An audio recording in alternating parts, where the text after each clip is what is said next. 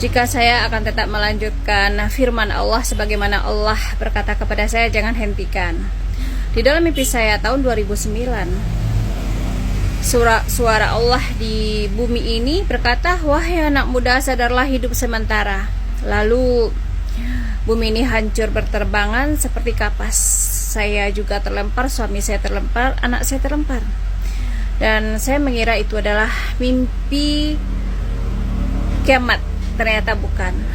Allah berkata, jika suaraku diperdengarkan ke bumi, hancurlah bumi ini. Makanya Allah menjadikan saya saksinya untuk penyambung pesan-pesan Allah. Makanya Allah menjadikan saya saksinya untuk penyambung pesan-pesan Allah. A'udzu billahi minasyaitonir rajim. Bismillahirrahmanirrahim. Assalamualaikum warahmatullahi wabarakatuh.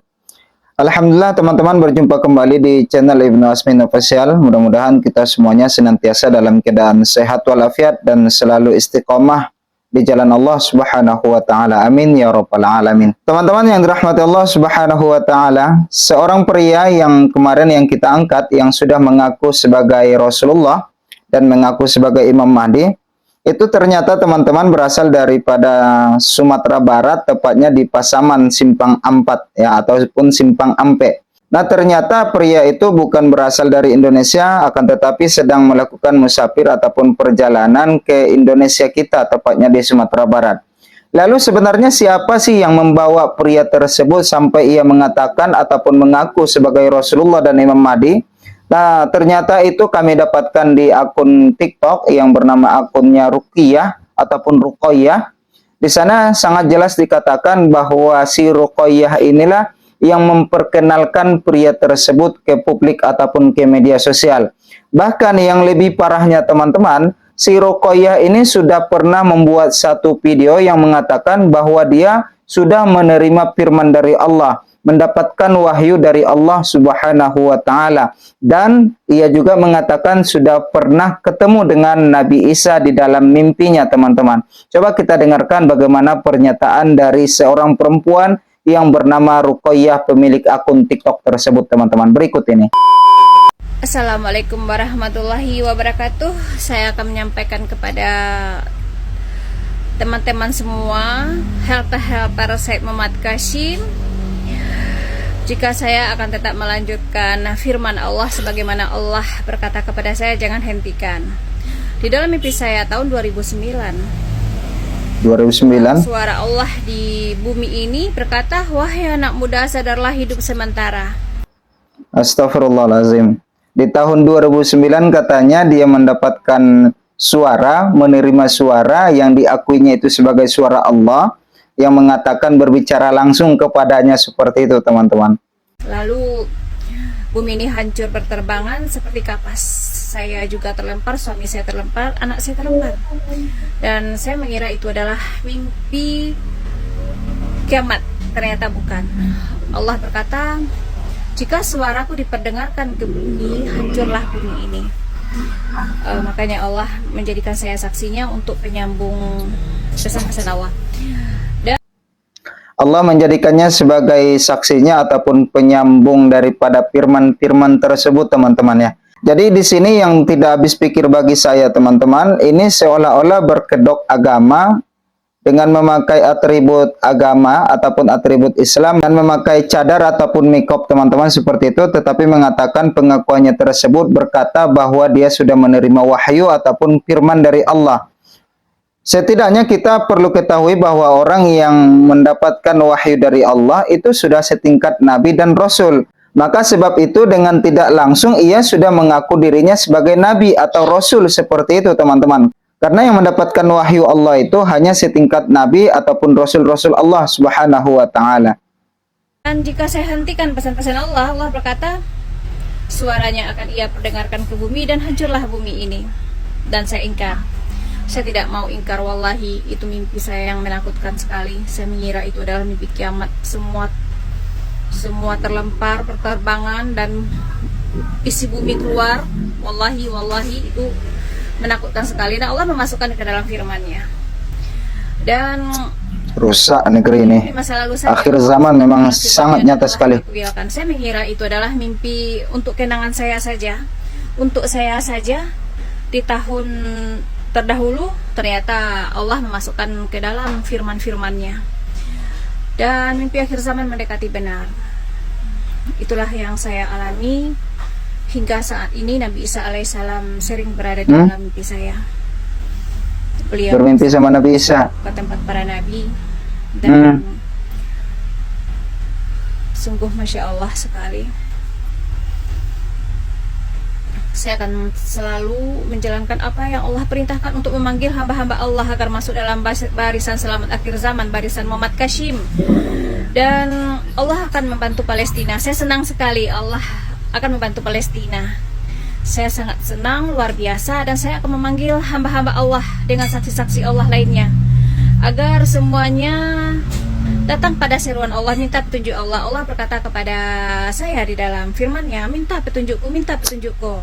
Allah meminta kita untuk meminta petunjuk kepada Allah. Jadi ketika mendengar pesan Allah dari saya, mintalah petunjuk Allah. Dan Allah menginginkan jalan keselamatan untuk kita. Janji Allah kepada Nabi Muhammad, saya diperlihatkan Allah mimpi wallahi billahi, dan itu membuat saya menangis. Rasulullah di dalam ruangan yang gelap, saya juga di sana, tetapi tubuh Rasulullah diterangi oleh cahaya, dan saya melihat Rasulullah menangis di sana. Saya juga menangis di sisi dinding yang gelap.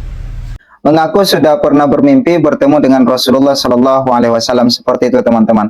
Masalah mimpi dengan Nabi, yang pertama kita komentari teman-teman, bahwa mimpi kepada Nabi itu tidak patut untuk diumbar-umbarkan, apalagi diumbarkan di media sosial. Itu yang pertama teman-teman. Yang kedua, masalah mimpi kepada Nabi, masalah keyakinan kita, apakah bisa kita percayai? Wallahu alam, kita tidak bisa mempercayai dengan begitu saja seperti itu teman-teman. Karena yang merasakan ataupun yang mengalami mimpi itu dia sendiri, tidak bisa dipersaksikan.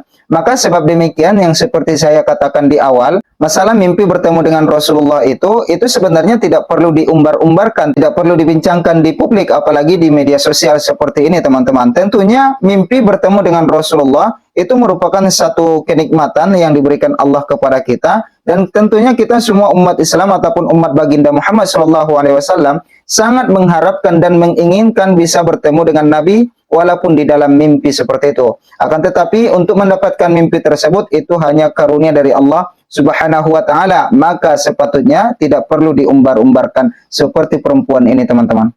Rasulullah di tengahnya dengan tubuhnya bercahaya, bukan cahaya lampu atau segala macam, cahaya pada tubuhnya. Dan saya melihat bagaimana posisi Rasulullah itu sedih, dan Rasulullah berkata di dalam tangisnya, kamu mencintaiku melebihi cintamu kepada dirimu sendiri. Dan saya menangis karena suaranya yang terisak-isak, dan hati saya hancur mendengarnya. Ternyata Allah berfirman, itulah tangisan Muhammad ketika ajalnya. Dan di sana Muhammad berkata, umatku, umatku, umatku. Gitu kata Allah di dalam firman-Nya. Dan aku berjanji kepada Muhammad akan datang di akhir zaman, dan aku hadirkan Ruqayyah penyambung ucapanku, dan aku akan memanggil hamba-hambaku umat-umat Nabi Muhammad begitu untuk masuk dalam barisan selamat akhir zaman. Dan ketika Nabi Muhammad mengatakan sakitnya sakratul maut, timpakan sajalah kepada aku ya Allah. Allah berfirman seperti itu. Dan Allah mengganjar kita syuhada, orang-orang yang patuh pada seruan Allah dan memegang hukum-hukum Allah dan pesan-pesan Allah pada Sayyid Muhammad Kashim. Dan kita memegang hukum Allah, kita menjauhi syirik segala macamnya, dan berjalan di jalan Nabi Muhammad tanpa pertikaian. Allah akan mengganjar kita syuhada. Dan ketika itu di dalam mimpi yang Allah perlihatkan kepada saya, Allah meletakkan pengikut Imam Hadi itu di Yaumul Masyar, pengikut Sayyid Muhammad Kashim di Yaumul Masyar, di barisan terdepan, di sisi syuhada. Dan Allah mencabut ruh saya. Wallahi billahi tallahi, saya tidak berbohong hal ini. Untuk apa saya berbohong menyampaikan kebenaran? Untuk apa saya berbohong? Tidak mungkin terpikir kepada saya untuk berbohong akan sampai pada tahap itu. Wallahi, dan Allah mencabut ruh saya. Saya Dicabut merasakan ruhnya. bagaimana proses kematian. Saya tidak bisa berbalik. Karena ketika Allah mencabut ruh saya bermula dari ujung kaki, saya sudah tahu Allah mencabut ruh saya, sehingga saya rida dan ada rasa yang lembut berjalan dari ujung kaki menuju ubun-ubun, bergelombang rasanya, dan itu nikmatnya luar biasa sekali dengan rindu kepada Allah dan rindu pencipta. Ketika ruh melewati ubun-ubun, dia naik ke langit dengan cepatnya, secepat kilat, ringan dan nikmat sekali untuk menuju Allah. Hanya Allah, tidak ingin siapa-siapa lagi, tidak teringat Dajjal, tidak teringat iblis, setan, segala macam, hanya Allah. Dan bahkan ketika saya berhenti di langit yang gelap dan melihat ke bumi, saya berkata, apakah aku berjumpa lagi dengan anak-anakku? Dan kalbu saya berkata, mereka bukan milikku lagi, dan aku meneruskan perjalananku menuju Allah dengan secepat kilat. Tetapi tiba-tiba aku dibangunkan oleh keluarga aku, dan aku berkata kepadanya, kenapa aku dibangunkan? Allah telah mencabut ruhku dan aku telah berpulang. Begitulah rasanya ketika itu, begitulah. Dan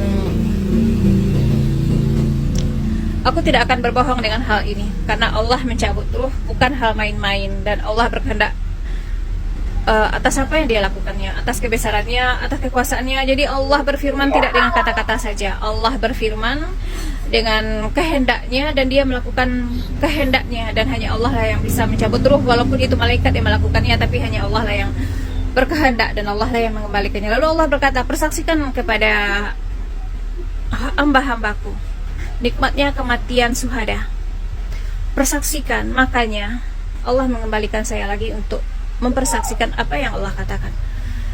Dan ini adalah kebenaran dari Allah. Ketika saya menyampaikan apa yang Allah katakan, di sana saya yakin karena Allah, saya diberi Allah kekuatan, dan Allah berjanji melindungi saya. Dan marilah kita meminta petunjuk kepada Allah atas seruan Allah. Begitu banyaknya pesan Allah yang telah kami bagikan, dan mintalah petunjuk Allah. Karena Allah mengatakan, minta petunjuk aku, minta petunjukku, begitu.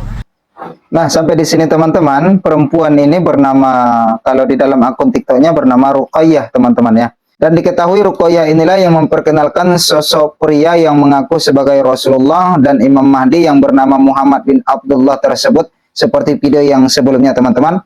Namun di sini yang perlu kita garis bawahi, yang seperti yang saya katakan tadi di awal, bahwa masalah mimpi bertemu dengan Rasulullah itu tidak patut kita umbar-umbarkan di media sosial. Lalu yang kedua, dia katakan bahwa dia mendapatkan wahyu, mendapatkan firman dari Allah Subhanahu wa taala, maka ini tentunya wajib kita tolak, teman-teman ya. Wajib kita tidak percaya seperti itu, karena orang yang mendapatkan wahyu ataupun firman dari Allah itu sudah selepel dengan nabi ataupun para rasul-rasul Allah. Maka sebab itu secara tidak langsung perempuan yang bernama Ruqayyah ini sudah mengatakan kalau dirinya setingkat nabi ataupun para rasul-rasul Allah.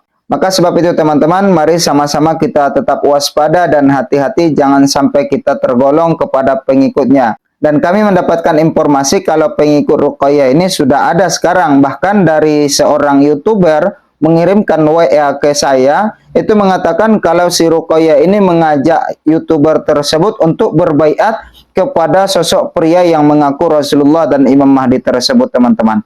Nah, mungkin kali ini teman-teman itu saja yang dapat kami sampaikan. Mudah-mudahan video ini bermanfaat untuk kita bersama. Atas kehadiran dan kebersamaannya saya ucapkan ribuan terima kasih banyak. Mudah-mudahan Allah Subhanahu wa taala memberikan kepada kita kesehatan selalu. Amin ya rabbal alamin. Kita berjumpa di episode berikutnya. Tetap bantu channel ini berkembang dengan menekan tombol subscribe-nya, aktifkan loncengnya, like, komen dan share. Jazakumullah khairal jaza. Subhanakallahumma wa bihamdika asyhadu an la ilaha illa anta astaghfiruka wa atubu ilaik. Wassalamualaikum warahmatullahi wabarakatuh.